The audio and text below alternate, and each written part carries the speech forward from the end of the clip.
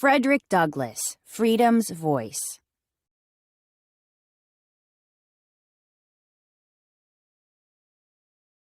Growing up with slavery. When Frederick Douglass was growing up in Maryland, he never could have imagined that he would become a great civil rights leader.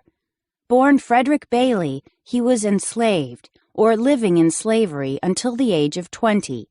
Frederick's life was difficult. He never knew his father and was separated from his mother at a young age. If he dared to defy his master in any way, he was punished.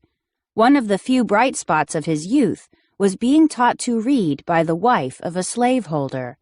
Perhaps it was his love of words, along with his courage, that inspired Frederick to reach for the kind of life he was entitled to have.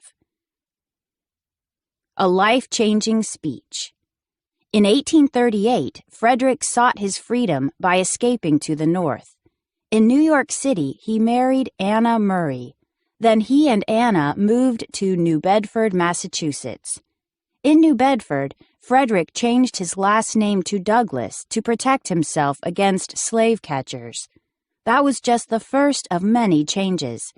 He also discovered a group of people, abolitionists, who shared his hope of ending slavery.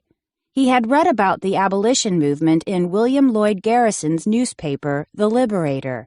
Frederick devoured every issue because the ideas inspired him so much. Soon he began speaking against slavery at the church meetings he attended. This etching depicts a slave auction, a common event of the time.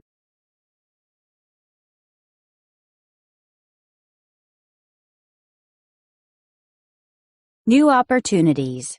In 1841, the Massachusetts Anti-Slavery Society held a meeting in Nantucket.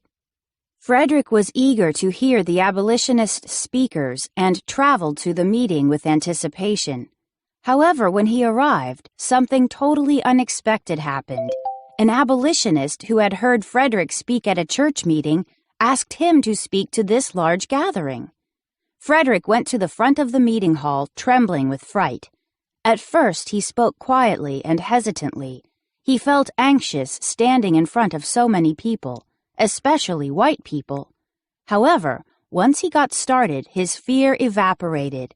He spoke from his heart, describing the horrors of slavery. Frederick was a stirring speaker, articulate and outspoken. At the end of his speech, the audience's reaction was spontaneous. Suddenly, everyone stood up and cheered. Among those cheering was none other than William Lloyd Garrison. After the meeting, Garrison congratulated Frederick and offered him a job as a speaker for the society. Frederick agreed and was hired as a full-time lecturer. He felt he had found a purpose for his life. Frederick traveled through New England and the Midwest, giving passionate speeches that captivated audiences. It was impossible to listen to his powerful words and remain neutral.